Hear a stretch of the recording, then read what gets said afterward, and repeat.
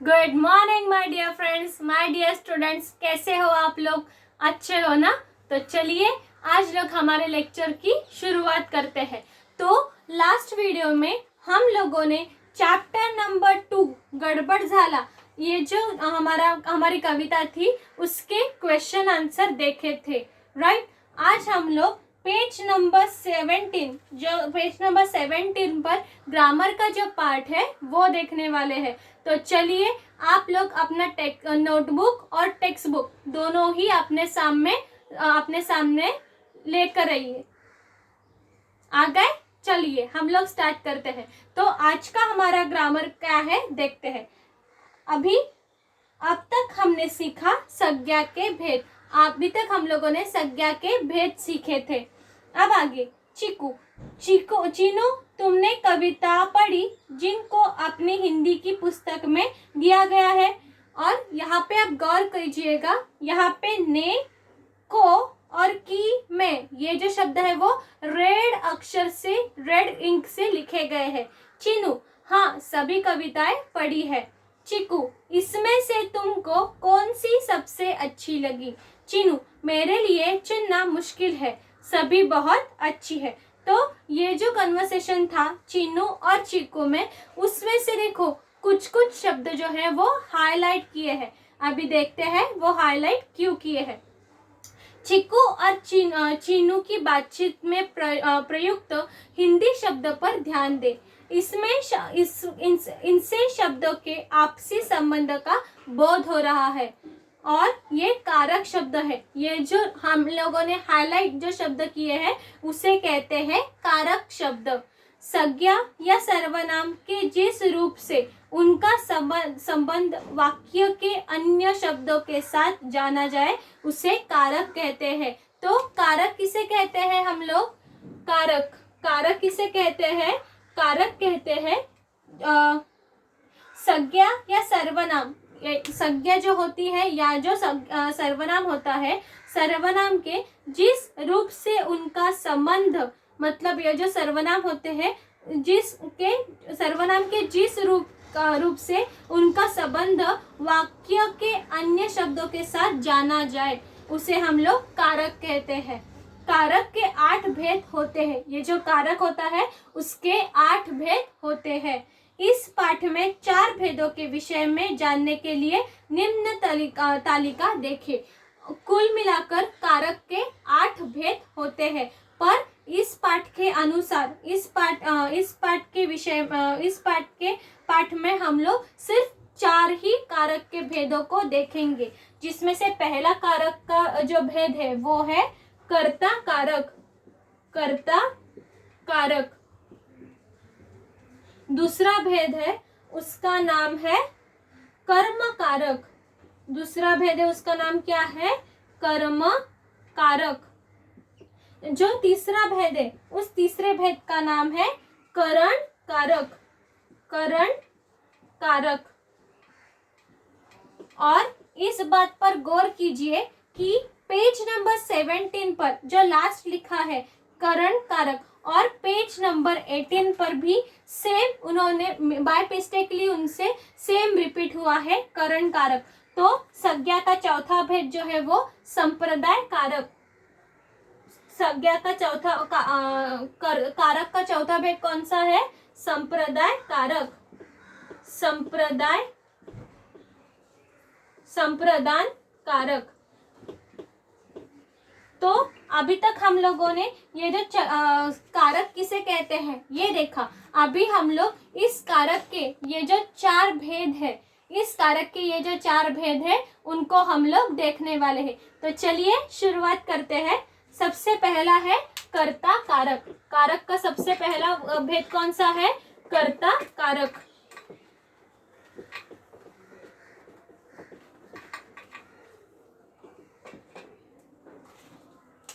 अभी कर्ता कारक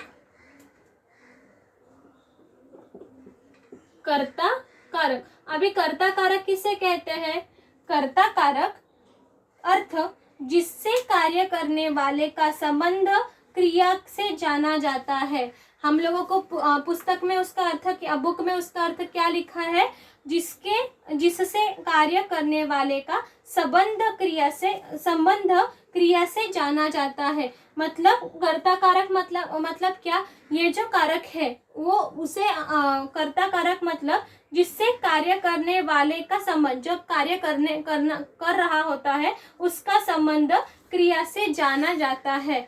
जो कार्य कर रहा है उसका संबंध किससे जाना जाता है, क्रिया से जाना जाता है, उसे हम लोग कहते हैं कर्ता कारक। या हम लोग दूसरे वर्ड में कह सकते हैं, जो वाक्य में कार्य को करता है वह कर्ता कहलाता है। राइट, पहले हम लोग देखेंगे कर्ता क्या होता है। तो कर्ता किसे कहते हैं, हम लोग कर्ता कहते हैं जो वाक्य में कार्य को करता है। जो वाक्य में कार्य को करता है, कुछ भी जो कार्य है वो उसे करता है, उसे हम लोग कहते हैं कर्ता। और कर्ता वाक्य का वह रूप होता है जिसमें कार्य करने वाले का पता चलता है। और कर्ता हम लोग इसे कहते हैं, कर्ता वाक्य का वह रूप होता है जिससे हमें कार्य करने वाले का पता चलता है। मतलब ये बहुत इंपॉर्टेंट होता है वाक्य में, क्योंकि इससे हम लोगों को कार्य कौन कर रहा है ये हमें पता चलता है। तो उसे कहते हैं कर्ता कारक। ठीक है, आपके पुस्तक में, आपके बुक में भी उसका जो अर्थ है वो लिखा गया है, वो आप लोगों को लिखना है। तो अभी उसके हम लोग एग्जाम्पल्स देखेंगे, उसके उदाहरण देखेंगे। उसका पहला उदाहरण क्या लिखा है, चीनू ने कविता पढ़ी। चीनू ने कविता पढ़ी। अभी यहाँ पे एक बात याद रखिएगा कि जो कर्ता कारक के जो चिन्ह है, कारक चिन्ह क्या होता है उसका, कर्ता कारक का कारक चिन्ह होता है ने। कर्ता कारक का कारक चिन्ह होता है ने। मतलब किसी भी वाक्य में अगर आपको ये चिन्ह दिखाई दे, ने दिखाई दे, तो आप लोग उसे कहेंगे कर्ता कारक। तो अभी देखिए इस एग्जाम्पल में चीनू ने कविता पढ़ी, तो यहाँ पे हम लोग चीनू कौन हो गया, कर्ता हो गया। राइट, वो कर्ता क्यों हो गया, क्योंकि वो कार्य कर रहा है। क्या कार्य कर रहा है, वो कविता पढ़ने का कार्य कर रहा है, इसीलिए चीनू हो गया कर्ता। तो चीनू ने कविता पढ़ी। तो अगर हम लोगों ने पूछा चीनू ने क्या पढ़ा चीनू ने कविता पढ़ी, तो इससे हम लोगों को पता चलता है कि इससे जो कर्ता होता है, इससे हम लोगों को कार्य करने वाले का पता चलता है, उसे हम लोग कहते हैं कर्ता कारक। ठीक है, उसे हम लोग कहते हैं कर्ता कारक। आप लोगों के टेक्स्ट बुक में पेज नंबर 17 पर उसका अर्थ जो है वो दिया गया है। ओके, उसका अर्थ आपको दिया गया है। कर्ता कारक मतलब कौन, जिससे कार्य करने वाले का संबंध क्रिया से जाना जाता है, उसे हम लोग कहते हैं कर्ता कारक। ठीक है, पता चल गया आपको। सेकेंड एग्जाम्पल, और एक एग्जाम्पल देखिए। और एक एग्जाम्पल हम लोगों ने क्या किया, दूसरा एग्जाम्पल, रामू ने अपने बच्चे को पीटा। रामू ने अपने बच्चे को पीटा, अपने बच्चे को पीटा।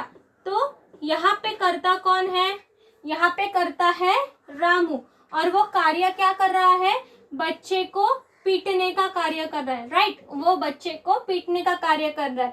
तो जैसे यहाँ से और ने है इसमें, तो ये है कर्ता कारक।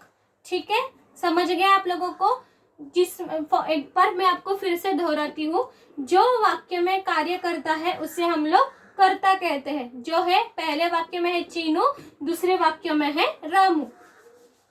कर्ता कार्य का वह रूप होता है जिसमें कार्य करने वाले का पता चलता है। और ये जो कर्ता होता है ये वाक्य में बहुत इंपॉर्टेंट होता है, बिकॉज उससे हम लोगों को पता चलता है कि वाक्य में कौन कार्य कर रहा है, तो उसे हम लोग कहते हैं कर्ता कारक। पता चल गया आपको, समझ में आ गया। चलो, वेरी गुड। अभी हम लोग उसका जो है वो कारक का दूसरा भेद देखेंगे। अभी हम लोग कारक का दूसरा भेद देखेंगे। अभिकारक का दूसरा भेद है कर्म कारक। कारक का दूसरा भेद कौन सा है? कर्म कारक। ये कारक का दूसरा भेद है। अभी कर्म कारक किसे कहते हैं? कर्म कारक किसे कहते हैं? जिससे उस व्यक्ति या वस्तु का ज्ञान होता है जिस पर क्रिया का फल पड़ता है, उसे हम लोग कर्म कारक कहते हैं। और वो जो है उसका कारक चिन्ह कौन सा है? कर्म कारक का कारक चिन्ह है को। कर्म कारक का कारक चिन्ह क्या है? को।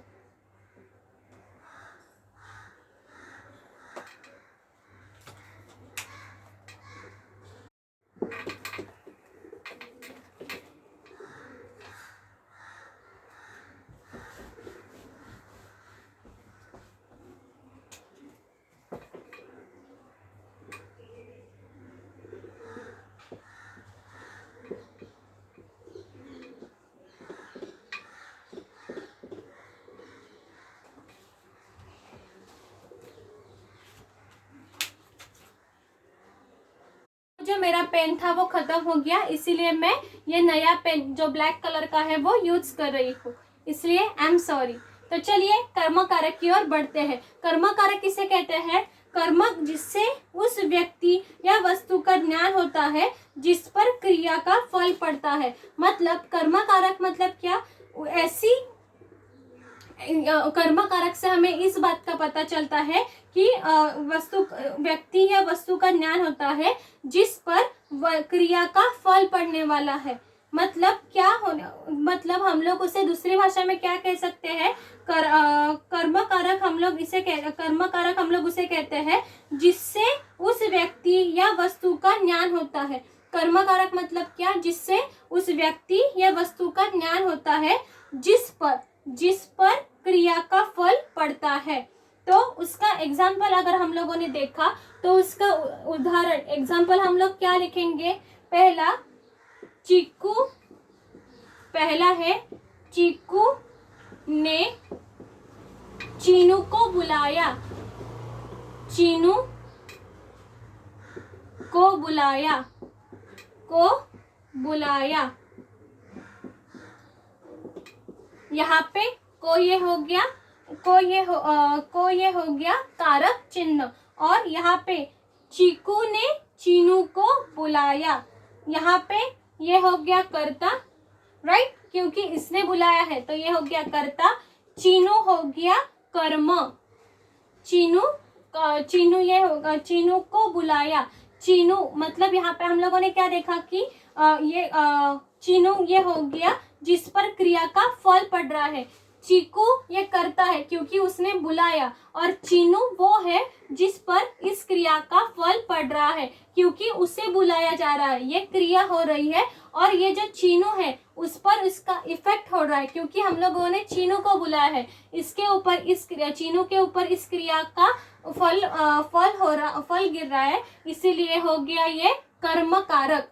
ठीक है, ये हो गया कर्म कारक। और एक हम लोग एग्जाम्पल देखेंगे। और एक एग्जाम्पल क्या है? रामू ने घोड़े को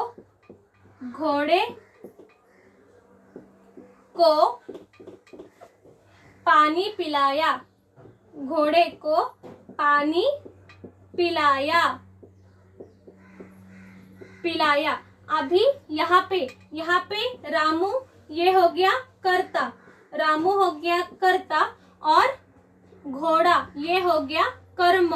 क्योंकि ये जो क्रिया करने वाला है, रामू जो क्रिया करने वाला है उसका डायरेक्टली इफेक्ट जो है वो घोड़े के ऊपर पड़ रहा है, घोड़े के ऊपर गिरने वाला है, इसलिए ये हो गया कर्म कारक। राइट? समझ में आ गया आप लोगों को?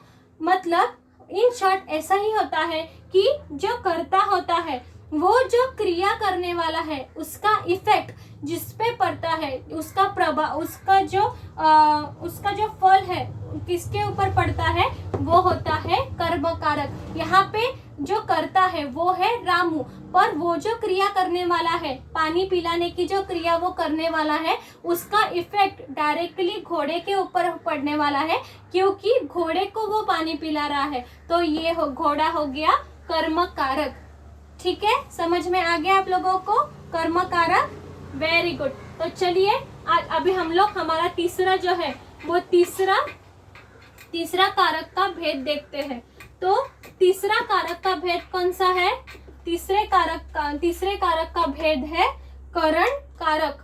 तीसरे कारक का भेद है करण कारक, और उससे से और द्वारा, ये उसके कारक चिन्ह है। से और द्वारा ये उसके कारक चिन्ह है। तो उसका अर्थ पहले हम लोग देख लेते हैं। करण कारक, जिससे उस साधन का पता चलता है जिसकी सहायता से कर्ता कार्य करता है। और करण कारक हम किसे कहते हैं?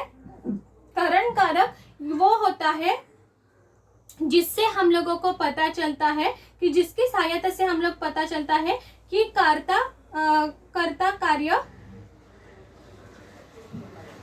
जिसकी सहायता से कर्ता जो है हमारा वो कार्य करता है, उसे करण कार्य कहते हैं। ठीक है, जिसकी सहायता से, जिसकी हेल्प लेकर हमारा जो करता है, जो सेंटेंस में जो करता है वो कार्य जो करता है वो कार्य करता है, उसे हम लोग कहते हैं करण कारक। अभी आप लोगों को ऐसा पता नहीं चलेगा तो फिर मैं एग्जाम्पल देकर आपको समझाती हूँ। उसका एग्जाम्पल क्या देंगे हम लोग? चीनू साइकिल, चीनू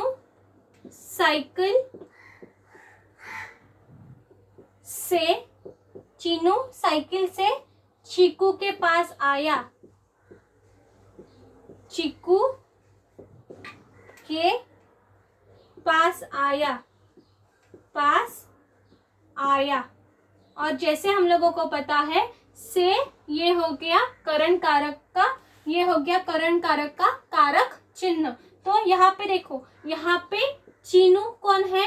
कर्ता, राइट? कर्ता है चीनू, और चीनू ये करता है, और साइकिल से ये जो है वो पूरा का पूरे उसका कार्य है, राइट? ये पूरा का पूरा उसका कार्य है। तो हम लोगों को इससे हम लोगों को इससे पता चलता है कि चीनू जो है वो क्या करने वाला है? चीनू जो है वो साइकिल से चीकू के पास आया। मतलब जो चीनू है वो साइकिल से चीकू के पास आने वाला है। तो ये होगा, इसमें चीनू ये करता हो गया और साइकिल से ये उसका कार्य हो गया। इसके लिए हम जिससे हम लोगों को पता चलता है कि कर्ता क्या कार्य करने वाला है, उसे हम लोग कहते हैं करण कारक। अभी ये जो करता है चीनू, वो जो करता है, उससे ये हम साइकिल से ये जो सेंटेंस है उससे हम लोगों को पता चल रहा है कि चीनू क्या करने वाला है, क्या कार्य करने वाला है। तो इसके लिए से ये हो गया करण कारक। ठीक है, और एक एग्जाम्पल, अगर आप लोगों को ये समझ में नहीं आ रहा हो तो और एक एग्जाम्पल मैं दे रही हूँ। और एक एग्जाम्पल जो है वो ये है कि राम ने रावण को बाण से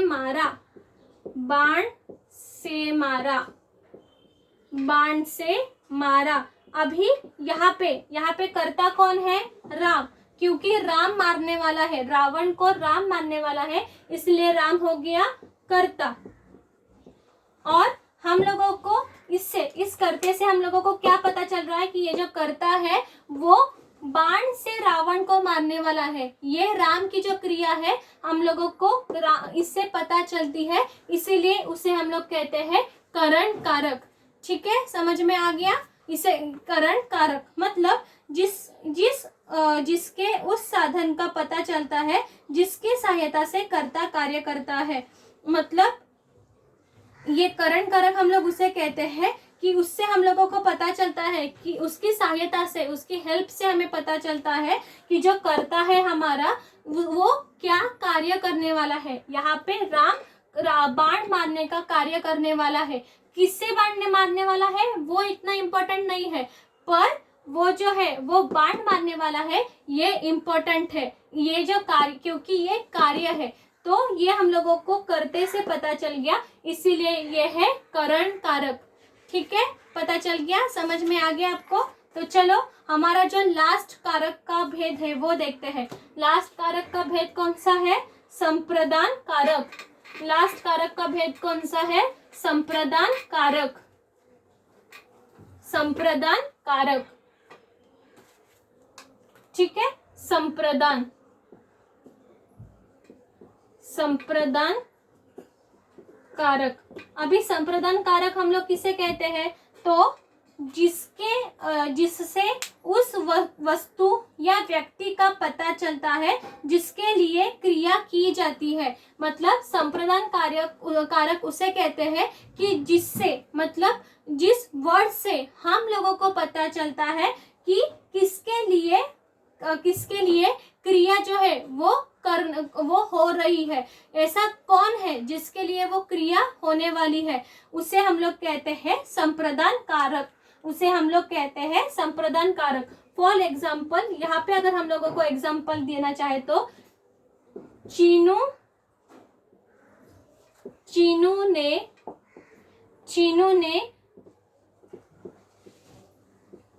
चीकू के लिए, चीनू ने चीकू के लिए पुस्तक खरीदी। अभी यहाँ पे आप मुझे बताओ कि कर्ता कौन है? कर्ता कौन है यहाँ पे? राइट, यहाँ पे कर्ता है चीनू, ये कर्ता हो गया। और जो चीकू है, चीकू के लिए यहाँ पर मतलब ये जो कर्ता है वो किसके लिए कार्य करने वाला है? चीकू के लिए, तो इसीलिए ये हो गया संप्रदान कारक। जिस शब्द से, मतलब ये के लिए, ये जो शब्द है उससे हम लोगों को पता चलता है कि चीनू जो है वो चीकू के लिए पुस्तक खरीदने वाला है। तो इसके वजह से ये जो के लिए है, इस शब्द से हम लोगों को पता चलता है कि जो हमारा कर्ता है वो किसके लिए कार्य करने वाला है। तो ऐसा जब हमें जिस शब्द से पता चलता है उस शब्द को हम लोग संप्रदान कारक कहते हैं। ठीक है, पता चल गया। और एक मैं आपको एग्जांपल देना चाहूंगी, और वो जो एग्जांपल है वो है माँ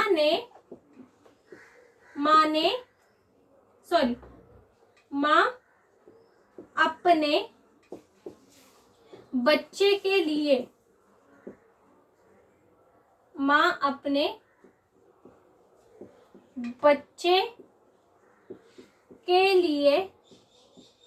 बच्चे के लिए दूध लेकर आई।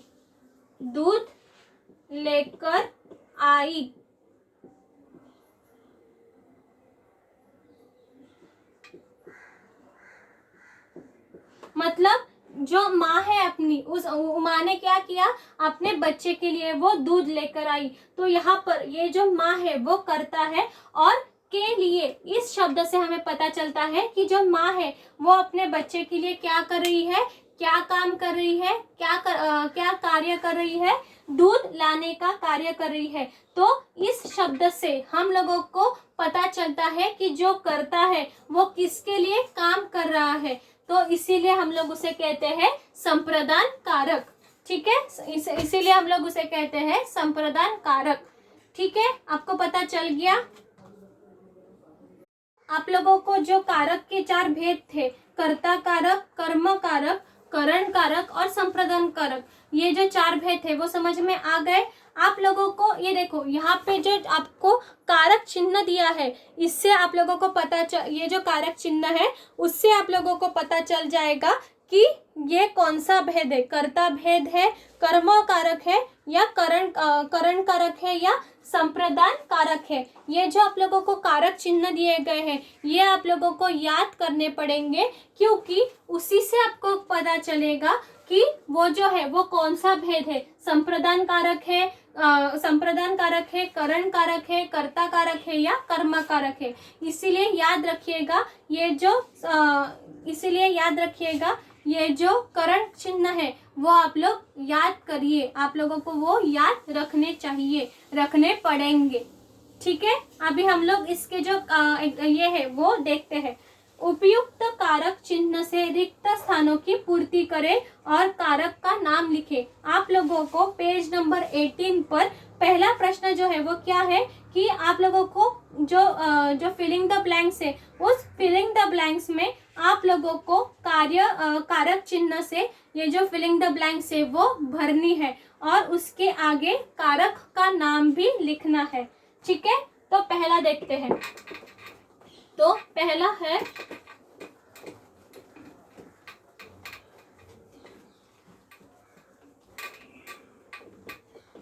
हाँ, तो चलिए पहला देखते हैं। पहला है वह मुझे डैश देखकर डर गया। वह मुझे डैश देखकर डर गया।